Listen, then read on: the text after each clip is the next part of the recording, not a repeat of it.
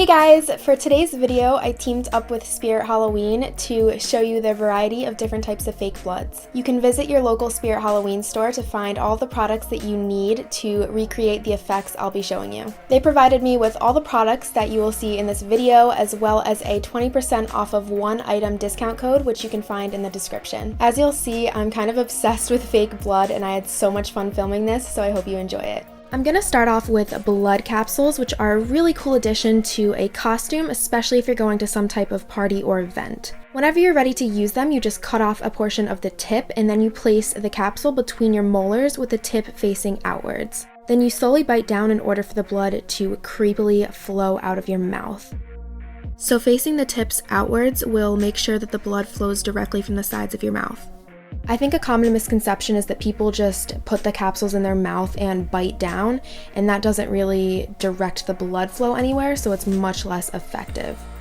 Now this next product is called spray blood, and it's really interesting because it creates a blood splatter effect. This blood actually easily washed out of this shirt, but you do want to be careful where you use it because it can stain certain fabrics. It's a really good way to turn regular clothes into a quick costume or make any costume a little bit scarier. You can use it to write messages or make it look like you just walked away from some type of massacre. You can spray it around your fake wounds, clothes and costumes, or onto props. I'm just playing around with it, trying to get different angles and achieve various spatter patterns. I'm also trying to channel my inner Dexter and tell a story with the blood.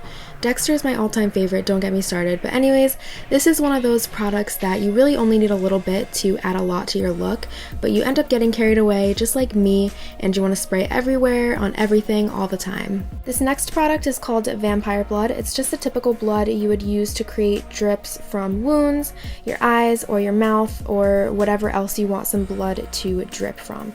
So this blood is probably a basic staple in anyone's SFX makeup collection.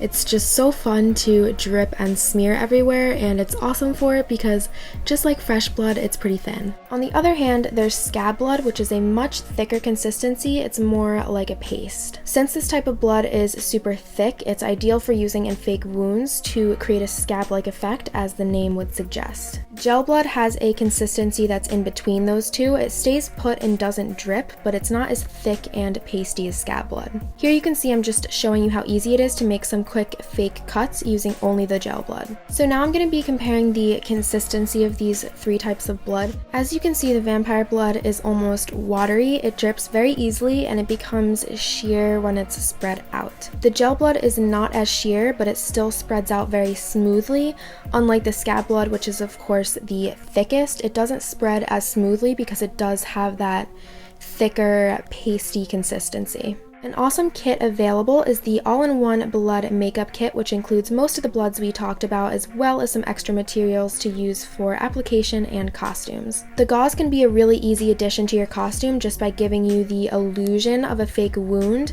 with minimal effort, just by adding some fake blood soaking through it. The kit also comes with 2 sponges that can be used to create different types of texture while applying the blood products. Once again, I had a ton of fun playing around with it. As you can see, I'm just kind of creating different textures and showing you various effects you can achieve with the materials.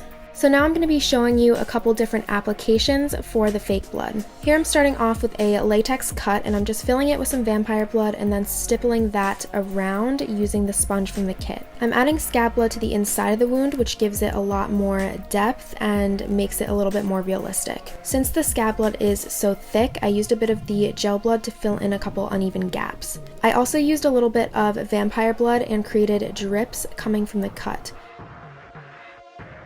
So here I'm just repeating the same process on a latex wound I did on my face. Started off with stippling, added in some scab blood, and then the gel blood, which as you can see worked perfectly to extend and taper off the ends of the cut. Then of course to finish it off with some drippy vampire blood goodness.